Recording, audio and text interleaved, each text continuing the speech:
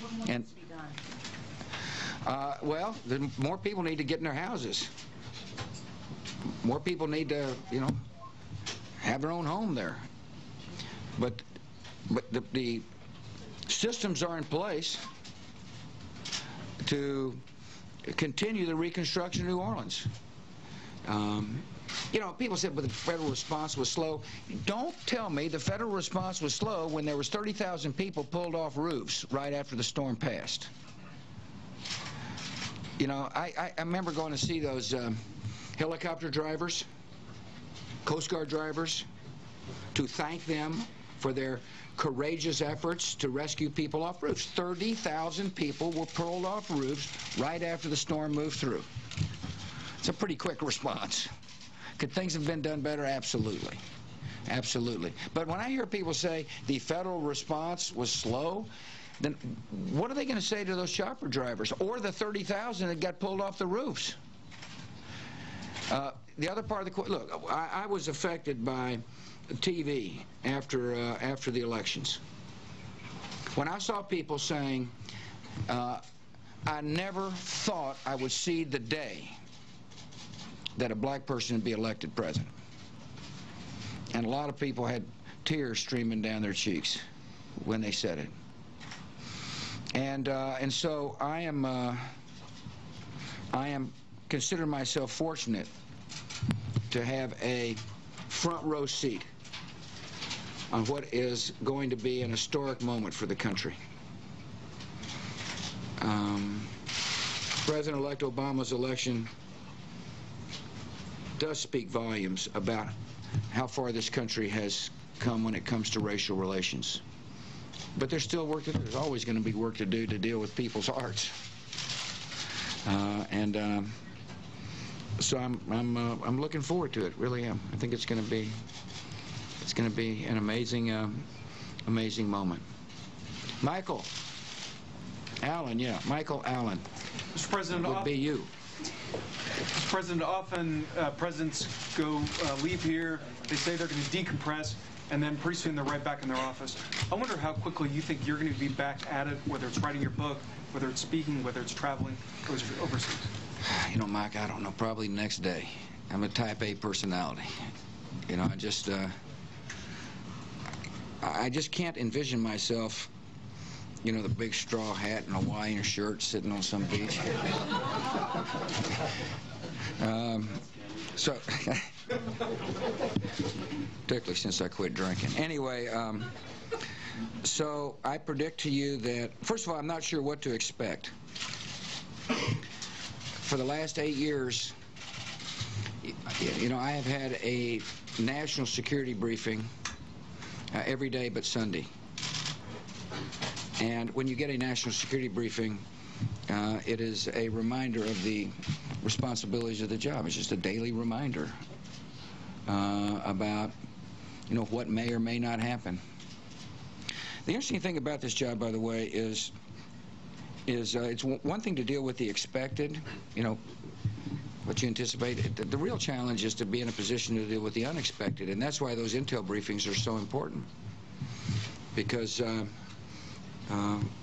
there's an awareness in the briefings by the analyst to try to help anticipate problems, and of course you hope they don't arise, but you better be prepared when they do. And that in itself creates a, you know, gets your attention when you start thinking about what could happen. And the key there, of course, is that to take these, you know, these different analyses seriously, and then have a structure so that your team will be in a position to analyze and then lay out potential avenues for the president, from which the president can choose. I say all that because this has been this notion about being briefed and thinking about this issue or that issue has been just, you know, part of my life for 8 years. People say, well, there you are in Crawford on vacation.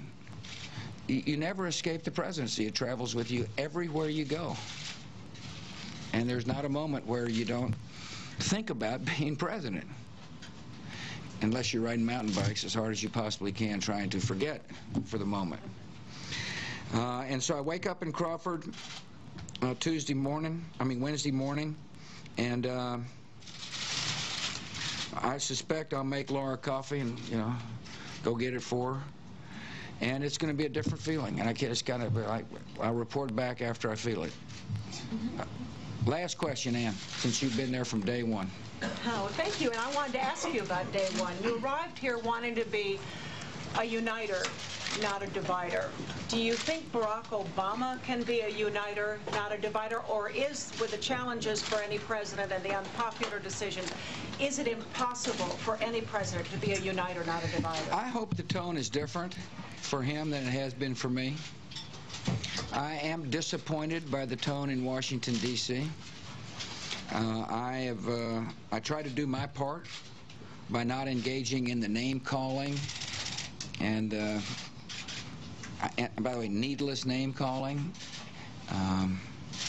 I've worked to be respectful of my opponents on different issues.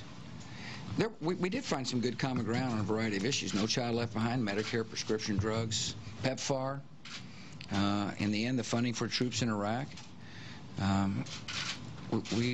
Tax cuts to a certain extent got some bipartisan votes on them. There have been areas where we were able to work together. It's just the rhetoric got out of control. Why? At times, I don't know why. You need to ask those who used the words they used. As I say, it's not the first time it's ever happened. As I think I answered that to Jim there. It's happened throughout our history, and I would hope that frankly, for the sake of the system itself, that if people disagree with the President-elect Obama, they treat him with respect. I